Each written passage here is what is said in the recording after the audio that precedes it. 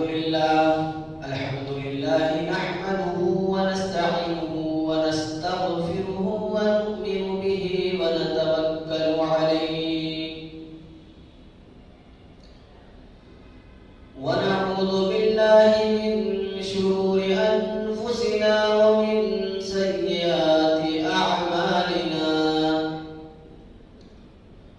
من يهده الله فلا مضل له ومن يضلله فلا هادي له ونشهد أن لا إله إلا الله وحده لا شريك له ونشهد أن سيدنا وسندنا وحبيبنا ومولانا محمدا عبده ورسوله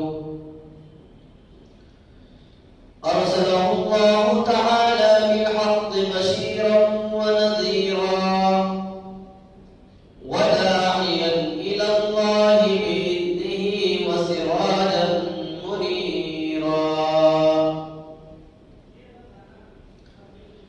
أما بعد فقد قال الله تبارك وتعالى في القرآن المجيد والفرقان الحميد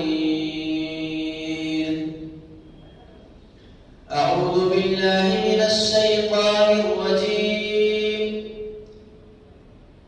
بسم الله الرحمن الرحيم يا أيها الرسل كلوا من الطيبات واعملوا صالحا صدق الله العظيم وصدق رسوله النبي الكريم ونحن على ذلك لمن الشاهدين والشاكرين والحمد لله رب العالمين. محترم و مکرم حضرات سامعین، بزرگان دین، حاضرین جمع، ملت اسلامیہ کے غیور نوجوان ساتھیوں، بزرگوں، دوستوں،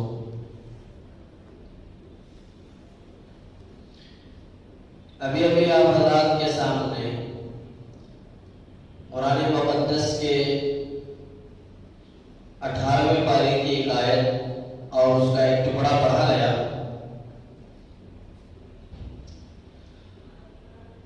اللہ تبارک و تعالی ان دو آیتوں میں اور قرآن مجید کے بے شمار مقامات پہ اسی بات کو دہرایا. اس آیت کے اندر اللہ دو اہم سبق، دو اہم بات جو ہمارے لیے دنیاوی اعتبار سے بھی اور اخروی اعتبار سے بھی، یعنی دنیا میں بھی اور آخرت میں بھی یہ دو باتیں بہت کام کی، فائدے کی ہیں، کامیابی کی طرف لے جانے والی ہیں. تو اللہ تعالی اس آیت کے اندر دو اہم بات ہم سبوں کو بتا رہے ہیں. آج دل میں ارادہ یہی ہے، یہی سوچا ہوں کہ آپ حضرات کے سامنے اس آیت کی یہ دو باتیں جو اللہ تعالیٰ نے ہم سب کے لیے بھلائی کا ذریعہ بتایا، فائدے مند باتیں بتائی، اللہ نے جو یہ دو اہم باتیں ہم سب کو بتائی ہیں اور اس آیت کے ذریعے سے ہمیں سبق دیا ہے، آج ان دو باتوں کا خلاصہ، نچوڑ، ماحصل آپ حضرات کے سامنے پیش کیا جائے، بتایا جائے کہ یہ دو اہم باتیں جو اللہ نے ان آیات کے اندر ہمیں سبق دیا، بتانے کی کوشش کی، یہ دو باتیں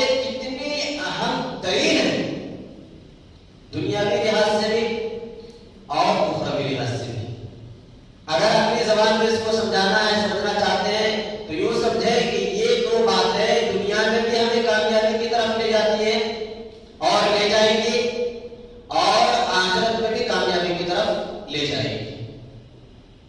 اب ہر ایک کے دل میں سوچ رہے ہوں گے کہ دو اہم بات جس کو اللہ نے اہم کہا، جس کو اللہ نے اتنی اہمیت دی، جن دو باتوں کو اللہ نے اتنا بڑا کہا، اتنا مقام دیا ان دو باتوں کو کہ قرآن کا ایک جز بنا دیا۔ قرآن جیسی مقدس کتاب نے لکھ کر کے بتایا کہ قرآن جیسی مقدس کتاب میں ان دو باتوں کو لکھ رہا ہوں، اور لکھنے کے ذریعے سے، اس کے ذریعے سے تمہیں بتانے کی کوشش کر رہا ہوں کہ یہ دو باتیں بہت اہم ترین ہیں۔ اگر اللہ چاہتا تو دوسرے ذریعے سے بھی، دوسرے طریقے سے بھی ہمیں بتا دیتا، کسی اللہ والے پہ الہام کر دیتا، اس کے ذریعے سے یہ بات آ جاتی۔ لیکن قرآن جیسی مقدس کتاب میں اللہ نے ان دو باتوں کو لکھا ہے، تو سمجھ سکتے ہیں، اندازہ کر سکتے ہیں کہ اللہ نے جب ان دو باتوں کو قرآن جیسی مقدس کتاب میں لکھا، لکھنے کے ساتھ ساتھ ایک اہم بات ایک تو قرآن میں لکھا جس کو کوئی مٹا نہیں سکتا، جس کو اگر کوئی شخص چاہے کہ اس بات کو مٹا دو، اس بات کو ختم کر دو، یا پھر ایسا کوئی یہ چاہے کہ میں اس بات پر عمل کروں، میری اولاد نہ کرے، کچھ سالوں تک اس بات پر عمل کیا جائے، اس قانون پہ عمل کیا جائے، بعد میں چل کر کے اس قانون کو بدل دیا جائے، قرآن جیسی مقدس کتاب میں اللہ لکھا ہے جب تک دنیا رہے گی کوئی اس کو مٹا نہیں سکتا، کوئی اس قانون کو بدل نہیں سکتا۔ اور تیسری اہم بات یہ ہے کہ اللہ نے ان دو باتوں کا جو حکم دیا نا، آرڈر دیا، ایک تو اللہ دیا، قرآن میں دیا، اور تیسری اہم ترین بات یہ ہے کہ ہم سبوں کو دوسرے نمبر پر دیا، پہلے نبیوں کو کہا، یعنی اللہ جو مخاطب کیے ہیں ہمیں نہیں، نبیوں کو ان دو باتوں کی ہدایت دی، وصیت نامہ میں لکھا ہے اس کو، اور یہاں تک کہ لکھا کہ جتنے نبی آئے دنیا میں 1,24,000 یا کم و بیش ہو سکتے ہیں، ان تمام نبیوں کو اللہ تعالیٰ نے ان دو باتوں کی تاکید کی۔ کوئی نبی ایسے نہیں گزرے جس کو اللہ نے ان دو باتوں کی وصیت، ان دو باتوں کی تعلیم، ان دو باتوں پر عمل کرنے کو نہ کہا۔ تو آپ اندازہ لگا سکتے ہیں کہ یہ دو بات کتنی اہم ترین ہوگی، کتنی اہمیت کا حامل ہوگی یہ دو بات۔ تو آج وہ بات کو، اسی بات کو آج دل میں ارادہ ہے کہ اس کو جس طریقے سے اللہ نے اتنی اہمیت دی، اسے اتنا بڑا کہا، تو اس کو اسی بڑے پیمانے پر لے کر کے، اس کو اسی انداز میں آپ کے سامنے پیش کیا جائے، تاکہ یہ دو بات، جن دو باتوں کا اللہ نے حکم دیا اپنے نبیوں کو، اپنے برگزیدہ بندوں کو، اپنے چنیدہ بندوں کو، اپنے حضرات انبیاء کو، رسول کو حکم دیا، اور ان دو باتوں کی وصیت کی، ان دو باتوں کو کھول کر حضرات کے سامنے اسی اہمیت پر لا کر کے بتایا جائے، تاکہ آپ کے دل میں یہ بات گھر کر جائے، آپ کے دل میں بھی بیٹھ جائے، اس کا مقام آپ سمجھ لیں، اور سمجھ کر کے ان دو باتوں کو اپنا کر کے، ان دو باتوں کو فالو کر کے، ان دو باتوں کو اپنی زندگی میں لا کر کے دنیا میں بھی کامیاب ہو جائے، اور آخرت کی جو لامحدود زندگی ہے اس میں بھی کامیاب ہو جائے۔ تو آج یہ دو باتیں بتانے کی کوشش کروں گا، تو چلیے آج چلتے ہیں ان دو باتوں کی طرف جس کو اللہ نے قرآن جیسی مقدس کتاب میں لکھا، اور خطاب کیا تو نبیوں کو کیا، رسولوں کو کیا۔ وہ دو بات کیا ہے؟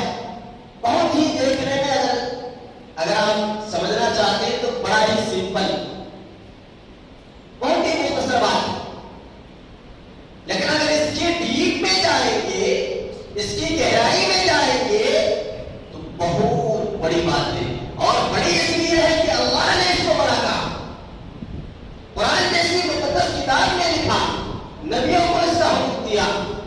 وہ دو بات کیا ہے؟ پہلی بات اللہ فرماتے ہیں یا ایھا الرسل، میں نے کہا نا کہ اس کا خطاب جو کیا اللہ ایک عام مسلمان کو نہیں، آرڈر جو اللہ کیا ہمیں دوسرے نمبر پر دیا، پہلے کا یا ایھا الرسل، اے رسولوں کی جماعت، اے نبیوں کی جماعت، اے وہ رسول، اے ابراہیم، اے اسماعیل، اے جو ہے اسراف ہے اسی طریقے سے عیسیٰ روح اللہ، بہت سارے نبی جتنے آئے سب کو خطاب ہے۔ اور حضرات مفسرین نے تفسیر میں لکھا ہے کہ جتنے نبی آئے سب نبیوں کو اللہ نے ان کے زمانے میں ان دو باتوں کی تعلیم دی، ان دو باتوں کی وصیت کی، اور تمام نبیوں نے ان دو باتوں کو اپنایا، اسے فالو کیا، اپنی زندگی میں اسے ڈھالا اور ڈھال کر کے کامیاب ہوئے۔ وہ دو بات کیا یا ایھا الرسل، اے رسولوں کی جماعت، اے نبیوں کی جماعت۔ اللہ فرماتے ہیں کلوا من الطیبات، پہلی بات کلوا من الطیبات، یہ قرآن کی آیت ہے، بہت سمپل سی ہے، کلوا من الطیبات، اس کا ترجمہ کیا ہے؟ اللہ فرماتے ہیں حلال کھاؤ۔ ہم اتنا اس چھوٹے سے جملے کو نہیں سمجھ پا رہے، ابھی میں بتاؤں گا اس چھوٹے سے جملے کا کتنا بڑا نقصان ہو رہا، اس پر عمل نہ کرنے کی وجہ سے کہاں کہاں کس کس جگہ پہ اور کس کس موڑ پہ بربادی ہو رہی ہے بتانے کی کوشش کرو۔ کلوا من الطیبات، حلال کھاؤ، پاک کھاؤ۔ کیوں پاک کھاؤ؟ اللہ ایک جگہ فرماتے ہیں حدیث قدسی کے اندر، اللہ کے رسول صلی اللہ علیہ وسلم نے فرمایا کہ ان اللہ طیب، اللہ پاک ہے، پاک کو پسند کرتا ہے۔ تو پہلا آرڈر جو ہے، جو آرڈر 1,24,000 انبیاء جو دنیا میں آئے، جو اللہ کے برگزیدہ بندے تھے، نبی آئے، ان نبیوں کو پہلی تاکید، پہلا آرڈر جو اللہ کی طرف سے تھا کلوا من الطیبات، حلال کھاؤ۔ اب ہم چلتے ہیں آگے، اسے ذرا کھولتے ہیں، اس کی ذرا ڈیپ میں جاتے ہیں، پتہ چل جائے گا آپ کو کہ اللہ نے اس کا آرڈر ہمیں کیوں دیا، کس وجہ سے دیا۔ کلوا من الطیبات، حلال کھاؤ، اچھا کھاؤ، پاکیزہ کھاؤ، پاک چیز کھاؤ، پوتر چیز کھاؤ، وہ چیز جو تمہیں کامیابی کی طرف لے جانے والی ہے۔ اللہ نے اس کا آرڈر دیا ہے، اور یہ آرڈر حضرات انبیاء، کتنی بڑی بات ہے۔ نبیوں کی جماعت تو پہلے ہی پاک ہوتی ہے، وہ گناہ کبھی کرتے نہیں، ان سے گناہ کا سوچنا بھی گناہ ہے۔ تو اللہ نے ان نبیوں کو جو حکم دیا، پہلی نمبر کی چیز کلوا من الطیبات، حلال کھاؤ، پاک کھاؤ۔ دوسری چیز وَاعْمَلُوا صَالِحًا، دیکھیے کتنے چھوٹے جملے ہیں۔ وَاعْمَلُوا صَالِحًا، پہلے جملے میں کہا کلوا من الطیبات، دوسرے میں کہا دوسری بات وَاعْمَلُوا صَالِحًا، پاک کھاؤ، دوسرے پر بھی کہا نیک عمل کرو۔ دیکھیے یہ دونوں، پہلے جملے میں ہے کہ حلال کھاؤ، دوسرے جملے میں ہے یہ دونوں کے الگ الگ مطلب ہے، سمجھنے کی کوشش کریں گے تو بات سمجھ میں آئے گی۔ میں جس جڑ میں اور جس طرف آپ حضرات کو لے جانے کی کوشش کر رہا ہوں اسے آپ تھوڑا سا دماغ لگا کر کے سمجھنا ہے۔ اس آیت کے اندر اللہ نے پہلا جو سینٹنس یوز کیا، پہلا جو جملہ یوز کیا، کہا کلوا من الطیبات، پاک کھاؤ۔ دوسرا سینٹنس وَاعْمَلُوا صَالِحًا، یہ دونوں بازو بازو ہیں۔ پہلے ہے کیا ہے؟ پہلے نمبر پر کلوا من الطیبات، دوسرے نمبر پر وَاعْمَلُوا صَالِحًا، نیک عمل کرو۔ ان دونوں میں ربط کیا ہے؟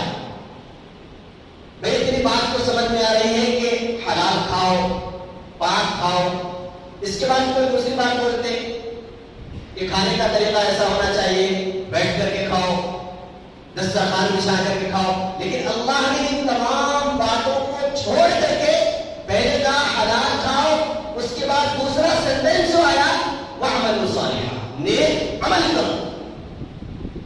اس کا مطلب کیا ہے؟ یہ دونوں باتیں جڑ نہیں رہی آپس میں۔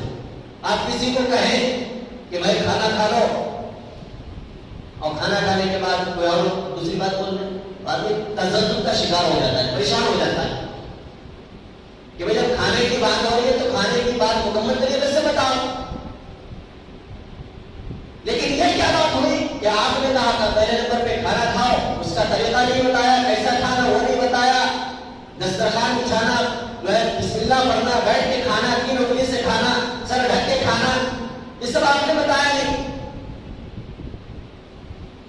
ان دونوں آیتوں میں کیا ربط کیا ہے؟ دونوں باتوں میں، دونوں سینٹنس میں، اس کے ڈیپ میں چلتے ہیں، پوچھتے ہیں حضرات مفسرین سے، سوال کرتے ہیں ہم کہ حضرات مفسرین سے، محدثین سے ہم پوچھتے ہیں کہ آپ ہمیں بتائیے کہ ان دونوں باتوں کا مطلب کیا ہے؟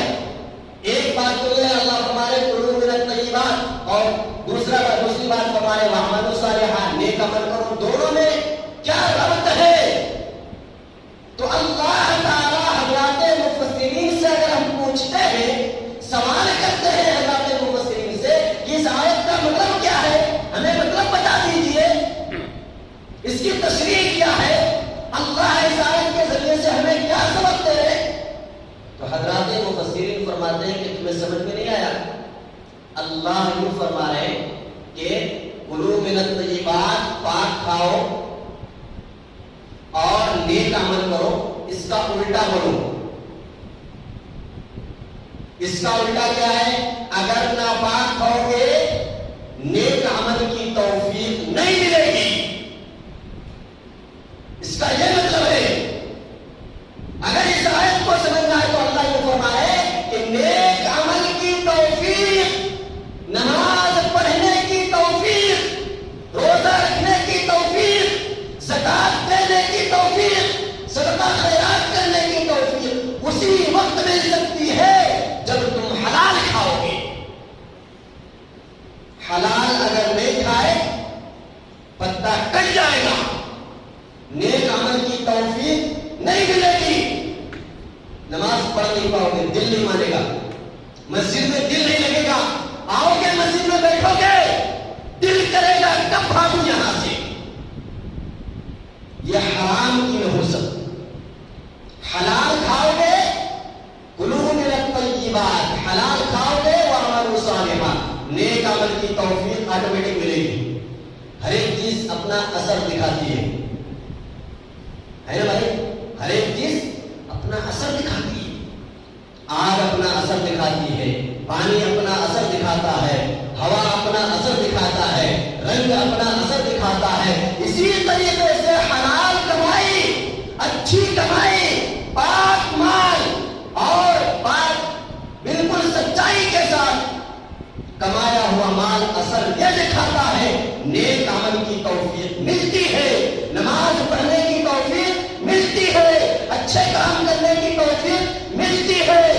اور اگر اس کے برعکس حرام کمایا، تجارت حرام ہے، کمانے کا ذریعہ حرام ہے، نیک عمل کی توفیق نہیں ملی۔ یہ میری بات نہیں، اللہ تعالیٰ قرآن کے اندر سبق دے رہے ہیں۔ آپ ہر ایک شخص اپنے گریبان میں جھانک کر کے دیکھیے، اسے نماز پڑھنے کی توفیق کیوں نہیں مل رہی ہے؟ جھانک کر کے دیکھے، بات سمجھ میں آ جائے گی۔ سمجھ میں آ جائے گا کہ وہ نماز کیوں نہیں پڑھ رہا ہے، سمجھ میں آ جائے گا کہ مسجد میں بیٹھنے کو دل کیوں نہیں کر رہا ہے، سمجھ میں آ جائے گا کہ ذکر اور زکات، صدقات اور اچھے کام کرنے کی توفیق کیوں نہیں مل رہی، سمجھ میں آ جائے گا۔ آگے علماء نے فرمایا کہ جتنی حلال کمائی ہوگی اسی اعتبار سے نیک عمل کی توفیق ملے گی، اس وقت تک نہیں مل سکتی۔ اور آج کا ماحول الامان والحفیظ، اللہ حفاظت فرمائے۔ اللہ کے رسول جناب محمد رسول اللہ صلی اللہ علیہ وسلم نے آج سے 1400 سال پہلے، 1400 سال پہلے ہی اللہ کے رسول نے پیشن گوئی دی تھی، حدیث میں بتایا تھا، لوگوں کو حضرات صحابہ کو سمجھایا تھا، کہا تھا یاد رکھو قیامت کے قریب ایک زمانہ ایسا آئے گا لوگ اس کی پرواہ نہیں کریں گے تو اس سے جو مال آ رہا ہے کہاں سے آ رہا ہے، کیسا آ رہا ہے، اس کے مال کمانے کا طریقہ کیسا ہے۔ آج ہم بزنس کرتے ہیں، مال کماتے ہیں، تجارت کرتے ہیں، ہر ایک شخص ٹٹولے کہ کس طریقے کی اس کی تجارت ہے، تجارت میں کون سی تجارت ہے، کون سا بزنس کر رہا ہے، کہیں غلط بزنس تو نہیں، بینک میں سودی رقم تو نہیں، کسی کو دھوکہ دے کر کے تو نہیں، یتیم کا مال تو نہیں کھایا، مسجدین کی زمین کو نہیں ہڑپ لیا۔ آج کتنے ذرائع ہو گئی مال چرانے کے، مال حاصل کرنے کے، اس کی کوئی پرواہ نہیں۔ اور اس کا نقصان میں بھی بتاؤں گا آپ حضرات کو، دماغ میں بات سمجھ میں آ جائے گی۔ پہلی بات میں بتایا کہ مال اگر حرام ہے، ناجائز ہے، غلط طریقے پر اگر مال حاصل کیا ہے، چاہے وہ شکل جو بھی ہو، اگر غلط طریقے پر مال حاصل کیا ہے، پہلا نقصان عبادت کی توفیق نہیں ملے گی۔ دوسرا نقصان کیا ہوگا؟ ظاہر سی بات ہے، مال کما کر کے لایا ہے تو بیوی بچوں پہ خرچ کرے گا، بیوی بچوں کو بھی کھلائے گا نا۔ آج جو اولاد نافرمان ہو رہی ہے، بیوی بغاوت کر رہی ہے، بیوی گھر سے جا رہی ہے، اس کی بہت ساری وجہوں میں سے ایک وجہ یہ ہے کہ ہم جو اپنی ذمہ داری نبھا رہے ہیں، بیوی بچوں پہ جو مال خرچ کر رہے ہیں، وہ مال حلال نہیں ہوتا ہے۔ حلال مال ہو، میں نے کہا اثر دکھاتا ہے، حلال مال، پاکیزہ مال، صاف ستھرا مال، محنت سے کمائی ہوئی تجارت، محنت سے حاصل کیا ہو مال، اولاد پہ خرچ کرو، انشاءاللہ اولاد فرما بردار ہوگی۔ بیوی پہ خرچ کرو، انشاءاللہ بیوی جان لے گی آپ کے لیے۔ لیکن اگر غلط مال کھلایا، غلط طریقے سے حاصل کر کے جس پر بھی خرچ کریں گے، اپنی ذات پہ خرچ کیے، ذات کا نقصان، بیوی پہ خرچ کیے، بیوی کا نقصان، بچوں پہ خرچ کیے، بچوں کا نقصان، جہاں بھی جس جگہ بھی حرام مال لگے گا اپنا اثر دکھائے گا، اور دکھا رہا ہے۔ جہاں کہیں بھی آپ مال حرام استعمال کرتے ہیں، اللہ کے رسول جناب محمد رسول اللہ صلی اللہ علیہ وسلم نے فرمایا کہ جب انسان ایک لقمہ، میں بہت سارا نہیں بول رہا ہوں، ایک لقمہ، یا اور نیچے جا کر کے بات کریں گے تو سمجھ لیں ایک دانہ، ایک دانہ بھی اگر حرام کا جسم میں آ گیا تو علماء کا اس بات پر اتفاق ہے، فیصلہ لیا علماء نے کہ اگر ایک دانہ مال حرام کا پیٹ میں چلا گیا 40 دن تک اس کی دعا قبول نہیں ہوتی، 40 دن تک اس کی عبادت قبول نہیں۔ اور واقعہ شاہد ہے، بے شمار واقعے آپ کو ملیں گے حضور کے زمانے کے، اس زمانے میں تو خیر ہر جگہ پہ آپ کو مل جائیں گی، حضور کے زمانے کے واقعے آپ کو مل جائیں گے۔ اللہ کے رسول جناب محمد رسول اللہ صلی اللہ علیہ وسلم نے فرمایا کہ ایک حرام لقمہ کی نحوست یہ ہے کہ 40 دن تک اس کی عبادت قبول نہیں ہوتی۔ آج بڑے ہی معذرت کے ساتھ کر رہا ہوں، بات عرض کر رہا ہوں، آج ہم نے اس مال کو غلط طریقے سے حاصل کر کے علماء کو بھی کھلا دیا، جس کی وجہ سے عالم دعا تو کر رہا ہے، اس کی دعا قبول نہیں ہو رہی۔ یہ مال حرام کی نحوست، مساجد میں ہم نے حرام مال لگا دیا، مدارس میں لگا دیا، خیر کے کاموں میں حرام مال کو گھسا دیا ہم نے۔ اس کا ذمہ دار کون ہے؟ ہم اس کے ذمہ دار۔ مدارس سے آج بچے پڑھ کر کے نکل رہے ہیں، ہزاروں کی تعداد میں نکل رہے ہیں، لیکن عوام پہ اثر نہیں ہو رہا ہے، ان کی بات کا اثر نہیں ہو رہا ہے۔ وجہ یہ ہے مدارس میں ہم نے غلط مال کو گھسا دیا، مساجد میں ہم نے غلط مال کو گھسا دیا، اس کی لبوست ان بچوں پہ پڑا، اور جس کی وجہ سے ان کی زبان بے اثر ہو گئی، دعا بے اثر ہو گئی، رو رو کر تڑپ تڑپ کر مانگتا ہے لیکن دعا قبول نہیں ہوتی۔ میں حدیث سے ثابت کر رہا ہوں، اللہ کے رسول جناب محمد رسول اللہ صلی اللہ علیہ وسلم نے فرمایا مال حرام، یہ آج توبہ کر کے اٹھے، یہاں سے تھوک دے استعمال پہ، تراش دے استعمال پہ، جو مال ہماری ذات کو برباد کر رہا ہے، ہماری اولاد کو برباد کر رہا ہے، ہمارے خاندان کو برباد کر رہا ہے۔ توبہ کر لے، آج ایک ہی روپے کمائیں گے حلال، اچھا مال، پاکیزہ مال، جو ہمارے جسم کو فائدہ پہنچائے، جس سے ہماری اولاد فرمانبردار بن جائے۔ آج طے کر کے اٹھنا، مال حرام اس کی نحوست۔ اللہ کے رسول جناب محمد رسول اللہ صلی اللہ علیہ وسلم نے فرمایا کہ ایک آدمی حج کے لیے جاتا ہے، عمرے کے لیے جاتا ہے، حدیث میں، اور حج عمرہ کے لیے جاتے ہیں تو جانتے ہیں اللہ کا مہمان ہوتا ہے، ان کا ایک بڑا مقام ہوتا ہے، ایک بڑا رتبہ ہوتا ہے، ان کی ایک بڑی عزت ہوتی ہے۔ اللہ کے گھروں میں سب سے اونچا گھر خانہ کعبہ جانا ہے۔ اللہ کے رسول صلی اللہ علیہ وسلم نے فرمایا کہ ایک آدمی حج پہ جا رہا ہے، عمرے پہ جا رہا ہے، ایسے مقام وہاں پر جا کر کے احرام کی حالت میں اللہ کو یاد کر رہا ہے، اور حج پہ جا کر کے خانہ کعبہ کا غلاف پکڑتا ہے، خانہ کعبہ کا غلاف پکڑ کر کے چمٹ کر کے تڑپ تڑپ کر روتا ہے، بلبلاتا ہے، اللہ سے مانگتا ہے، فریاد کرتا ہے کہ باری تعالیٰ جگہوں میں سب سے پوتر جگہ، مساجدوں میں سب سے اونچی مسجد، سب سے پاک جگہ پہ تیرے گھر کا آیا ہوں، خانہ کعبہ کا غلاف پکڑ کر کے تڑپتا ہے، روتا ہے، بلبلاتا ہے، فریاد کرتا ہے اور کہتا ہے یا اللہ میری دعا قبول کر لے، لیکن اس کی دعا قبول نہیں ہوتی۔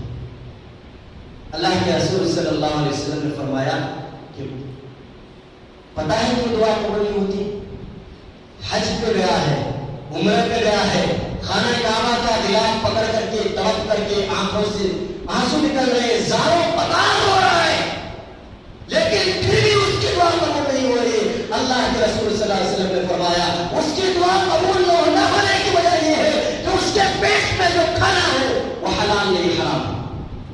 وہ جو کپڑے میں ملبوس ہے جو احرام باندھ رکھا ہے وہ احرام کا کپڑا جو ہے حلال کا نہیں حرام کا ہے.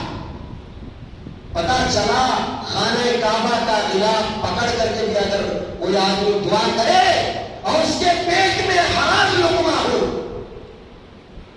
اس کا کپڑا حرام ہو اس کی دعا قبول نہیں ہوتی ہے. بچنا ہے. بچنے کا حکم ایک نبی کو نہیں کسی ایک فرد کو نہیں. میں نے ابھی آیت پڑھا یا ایھا الرسل. یہ رسول جو ہے عربی کے اندر رسول کی جمع یعنی جتنے رسول آئے سب کو عالم تھا. کسی کو اللہ نے نہیں چھوڑا. یہ حکم سب کو تھا اور اس کے ذریعے سے اللہ نے ہمیں بھی حکم دیا. قرآن مجید کے دوسرے پارے کے اندر اللہ فرماتے ہیں یا ایھا الذین آمنوا کلوا من طیبات ما رزقناکم. سمپل بات ہے. بس ہمیں پیسہ کمانا ہے حلال طریقے سے. تجارت کرنی ہے حلال طریقے سے. بس یہ لیے اللہ تعالیٰ حکم فرما رہے ہیں اور اس کا اثر تمہاری ذات پہ پڑے گا تمہارے اولاد پہ پڑے گا. وہ پیسے کا اگر مزارع میں خرچ کرے مساجد پہ اثر پڑے گا. مدارس پہ خرچ کیے مدارس پہ اثر کرے گا. حلال مال اگر خرچ کریں گے اس کا الگ اثر ہوتا ہے. اس کی ایک الگ بات ہوتی ہے. اس کا ایک الگ مقام ہوتا ہے. تو اللہ نے جو ہمیں حکم دیا سمجھانے کی کوشش کی سب سے اہم ترین چیز حلال پاک روزی. تجارت کرے حلال ہو دھوکہ نہ ہو. ولا تأكلوا أموالكم بينكم بالباطل. باطل طریقے سے غلط طریقے سے مال حاصل نہ کرو. ایسی تجارت نہ کرو جس تجارت سے اللہ ناراض ہو رہی ہو. ایسی تجارت نہ کرو جس تجارت سے ہمارے جسم جو ہے گندا ہو رہا ہو ہماری اولاد خراب ہو رہی ہو ہماری بیوی بچے خراب ہو رہے ہو. ایسی تجارت ایسا مال کمانے سے اپنے آپ کو پرہیز کرنا ہے. یہ تو دنیاوی نقصانات ہیں. اس کا اثر اپنی ذات کو یہ پڑا حرام مال کا نیک عمل کی توفیق نہیں ملتی. ظاہر سے کتنا بھی آپ فیسلٹی والے ہو کتنے ہی خوبصورت دکھیں اللہ کی نگاہ میں حرام مال کھانے والا وہ گندا ہے. اللہ خود فرما رہے ہیں قرآن مجید کا 7واں پارہ اللہ فرماتے ہیں قل لا يستوي الخبيث والطيب. خبیث جانتے ہیں ہمارے یہاں پہ خبیث ورڈ یوز کرتے ہیں. تو اللہ یہاں خبیث سے مراد حرام مال ناپاک مال گندا مال گندی تجارت. اللہ فرمائے قل لا يستوي الخبيث والطيب. تمہارا گمان ہے تم یہ سمجھ رہے ہو کہ حلال مال اور حرام مال دونوں برابر ہو سکتے ہیں؟ کبھی نہیں. اس کی ایک الگ شان ہوتی ہے. محنت کی کمائی جو ہوتی ہے اس میں مزہ ہی کچھ اور ہوتا ہے. محنت کی کمائی کی اگر دعوت ہو جائے اس کی شان بڑھ جاتی ہے. دارالعلوم دیوبند جو ایشیا کا سب سے بڑا مدرسہ ہے تو وہاں پر ایک کسان رہتے تھے کھیتی کرنے والے اور ان کی عادت شریفہ یہ تھی کہ سال میں ایک مرتبہ دارالعلوم دیوبند کے جو اساتذہ ہیں پڑھانے والے حضرت لوگ تھے پورے حضرت کو ہر سال ایک دعوت کرتے تھے. ایک دن ایک وقت کی دعوت اور پورے اساتذہ جو ہے ان کی دعوت ہو جاتی تھی. لیکن وہ انسان کھیتی کرتا تھا بڑی محنت سے بڑی مشقت سے محنت کر کے پیسے کماتا اور پورے سال پیسے جوڑ کر کے سال میں ایک مرتبہ ان علماء کرام کی وہ دعوت کرتا. تاخیر ہو گئی دعوت کرنے میں، سال سے زیادہ ہو گیا، تو اساتذہ لوگ، پڑھانے والے حضرت لوگ پوچھنے لگے کہ کیا بات ہے، آپ دعوت نہیں کیے اس سال؟ پتہ ہے پوچھتے، مذاق میں پوچھ لیتے، تو ان کو بڑا تعجب لگا کہ اس سال دعوت نہیں کیا تو حضرت لوگ اس طریقے سے سوال کر رہے ہیں۔ تو کسی نے پوچھا کہ آخر دعوت تو آپ کی ہوتی رہتی ہے، یہاں نہیں ہوئی تو کیا دوسری جگہ ہو رہی ہے؟ دوسری جگہ آپ کا آنا جانا ہوتا ہے، الحمدللہ آپ کی دعوت ہوتی ہے، آپ کھاتے ہیں، اس میں پریشان ہونے کی کیا بات ہے؟ ان کو کیوں پریشان کرے؟ بتا بیچارہ غریب ہے، محنت کر کے کماتا ہے، مزدور ہے، مزدوری کرتا ہے، کھیتی باڑی کرتا ہے، نہیں کیا ایسا تو کیا ہو گیا؟ تو دارالعلوم دیوبند کے اساتذہ استادوں نے کہا کہ اللہ کی قسم کھا کر کے کہتا ہوں، جس دن یہ دعوت کرتے ہیں اس کے بعد سے لے کر کے 1 سال تک ہوٹوں پہ ان کے کھانے کی خوشبو آتی ہے، حلال کمائی ہے، تو اساتذہ 1 سال تک ان کی دعوت کا انتظار کرتے تھے۔ اس میں اللہ نے برکتیں رکھی ہے، حلال کمائی کی شان ہی الگ ہوتی ہے۔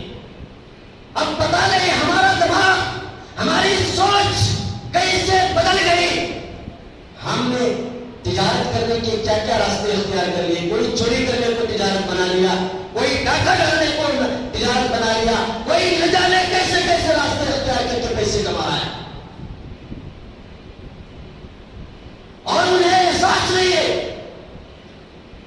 کہ یہ پیسہ ہمارے لیے حلال نہیں ہے، اس کا استعمال ہمارے لیے ٹھیک نہیں ہے، یہ تجارت ہمارے لیے ٹھیک نہیں ہے، اس کا اثر میری ذات پہ، میرے اولاد پہ، میرے خاندان پہ، یا جس جگہ پہ میں یہ پیسے خرچ کروں گا اس پہ غلط اثر پڑے گا، یہ احساس نہیں۔ یاد رکھیے اللہ کے پاس تو جانا ہے نا، سب کو جانا ہے۔ اللہ کے رسول صلی اللہ علیہ وسلم نے فرمایا مرنے کے بعد انسان کا قدم اس طریقے سے جم جائے گا، بڑھاؤ، اور ادھر بھی نہیں ادھر بھی نہیں، جما دیا جائے گا اس کے قدم کو مرنے کے بعد، اور کہا جائے گا، آنکھ میں آنکھ ڈال کر کے بات کرے گا فرشتہ، کہے گا تم یہاں سے ہل نہیں سکتے، ادھر بھی تمہارا قدم نہیں ہو سکتا، ادھر بھی نہیں ہو سکتا، جما دیا جائے گا اس کے قدم کو، اور کہا جائے گا فرشتے آنکھ میں آنکھ ڈال کر کے بات کریں گے، کہیں گے جب تک 5 سوالوں کے جواب نہیں دے دیتے تمہیں ادھر ادھر ہلنے نہیں دوں گا۔ ان میں سے ایک سوال یہ بھی ہوگا مال کہاں سے کمایا، کہاں پہ خرچ کیا، پتہ چلے گا قیامت کے دن، پتہ چلے گا قیامت کے دن کون سچا، کون جھوٹا، کون اصلی، کون نقلی، پتہ چلے گا وہاں پہ، سوال کریں گے فرشتہ، اور دینا پڑے گا جواب، جب تک جواب نہیں دیں گے قدم آپ ہلا نہیں سکتے۔ مال کہاں سے کمایا، کہاں پہ اڑایا، اسی وجہ سے میں ہمیشہ کہا کرتا ہوں جس طریقے سے مال حلال طریقے سے کمانا فرض ہے، حلال جگہوں پہ خرچ کرنا بھی فرض ہے۔ اگر کوئی شخص حلال طریقے سے کما رہا ہے اور حرام جگہوں پہ خرچ کر رہا ہے وہ بھی غلط ہے، غلط ہے۔ تو تجارت کرے تو تجارت ہماری پاک ہو، دکانداری کرے دکان ہماری جھوٹ سے اور اسی طریقے سے دھوکہ دینے سے، چاپلوسی کرنے سے بالکل پاک و صاف، تجارت بالکل صاف ہونی چاہیے۔ مال کمانا غلط نہیں ہے، اللہ نے حکم دیا، اور اللہ کے رسول جناب محمد رسول اللہ صلی اللہ علیہ وسلم نے بے شمار